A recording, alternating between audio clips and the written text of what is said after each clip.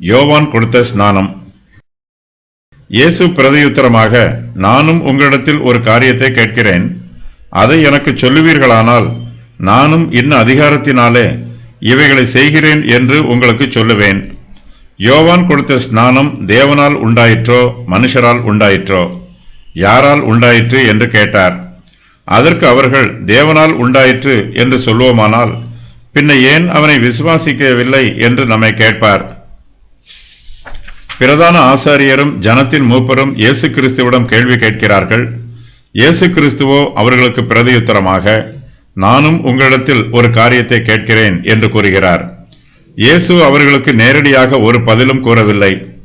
இந்த சூழ்நிலையை அவர்கள் தங்களுக்கு சாதகமாக பயன்படுத்த இயேசு கிறிஸ்து அனுமதிக்கவில்லை. அவர்களுக்கு தமது கேள்வியையே பதிலாக கூறுகிறார். யோவான் ஸ்நானனுடைய ஸ்நானத்தை பற்றி இயேசு இங்கு கேள்வி கேட்கிறார். யோவான் கொடுத்த ஸ்நானம் தேவனால் உண்டாயிற்றோ மனுஷரால் உண்டாயிற்றோ?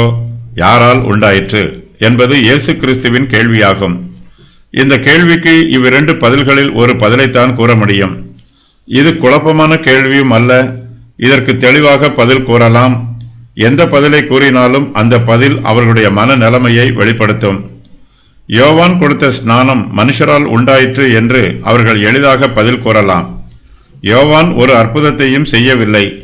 ஆனால் இயேசு கிறிஸ்துவோ பல அற்புதங்களை செய்திருக்கிறார். யோவான் கொடுத்த ஸ்நானம் தேவனால் உண்டாயிற்று என்று அவர்கள் சொன்னால் அவர்கள் யோவானை விசுவாசிக்க வேண்டும். யோவான் இயேசு கிறிஸ்துவை குறித்து சாட்சி கூறியிருக்கிறான். அந்த சாட்சியையும் அவர்கள் விசுவாசிக்க வேண்டும். இயேசுவின் கேள்விக்கு ஒரு பதிலும் கூறவில்லை என்றால் தாங்கள் இயேசு கிறிஸ்துவிடம் சுய பெருமையினால் வீணாக கேள்வி கேட்டது வெளிப்படையாக தெரிய வரும்.